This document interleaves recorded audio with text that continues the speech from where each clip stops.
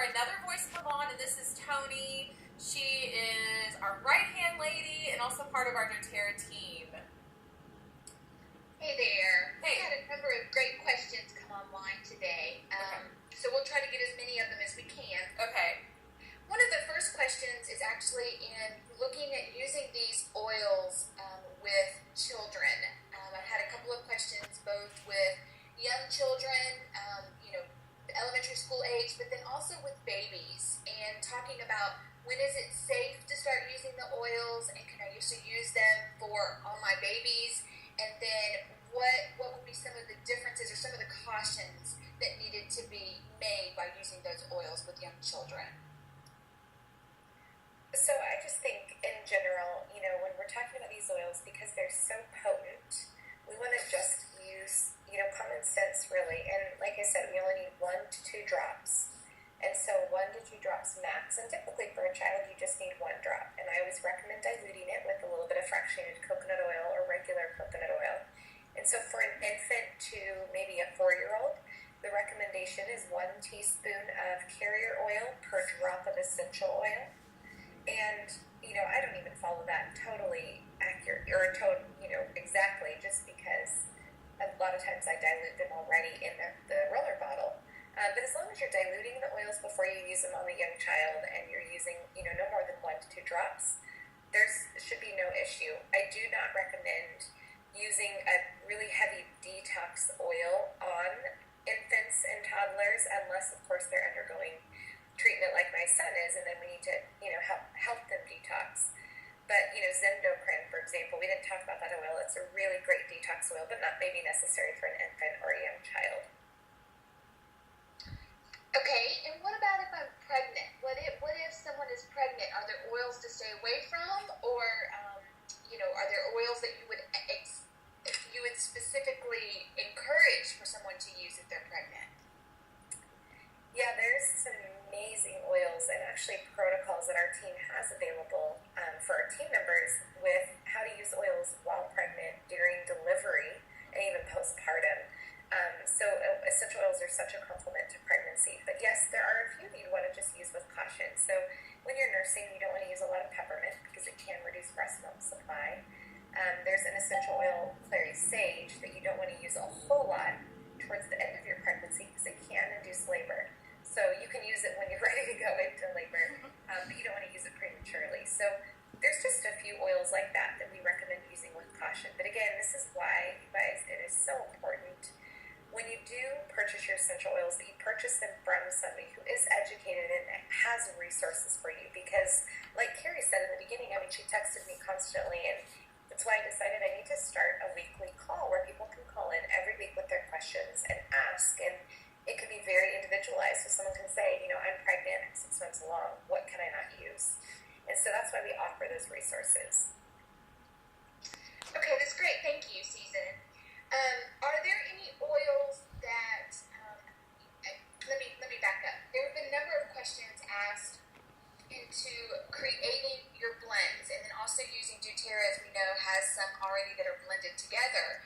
What happens if a person decides that they need to be using a certain oil that is also in that blend? Can there ever be where there's too much of the same oil that's being used, and do I need to be cautious of using too much of that oil?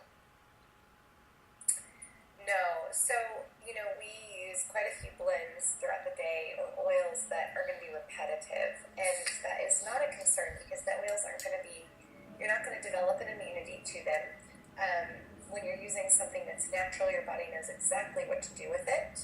And so, yes, you can overdose technically. So I always say if somebody gets really excited about digestin because they have the worst belly ache and they drink half the bottle, then that can be harmful. That's not ideal.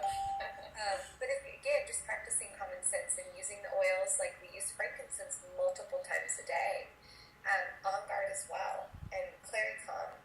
And some of those oils have the same components and constituents, but it's not an issue when you're using them throughout the day, as long as you're not overdoing it and you're not using more than 1 to 2 drops at a time.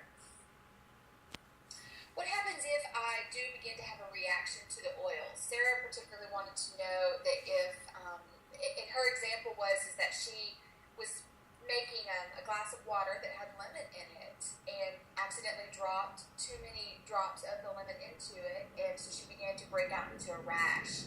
What would you suggest? Well, one, can you explain what it is that's happened? But then what would you suggest, if I begin to have a reaction with the oils? Well, first of all, if you accidentally drop too many drops into your water bottle or something like that, I would suggest dividing up the water, putting it in a different water bottle and waiting, till tomorrow to drink it or give it to your husband, something like that, or a friend.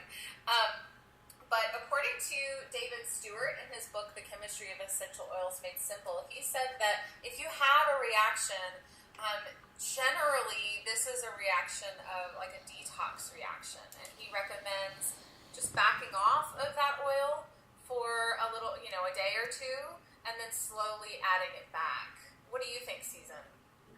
Yeah, exactly. Because basically you're having a detox reaction, which is good, but it's not comfortable. Yeah. And that's why you don't want to use too many oils at a time, just because of the uncomfortable feeling that it will bring you.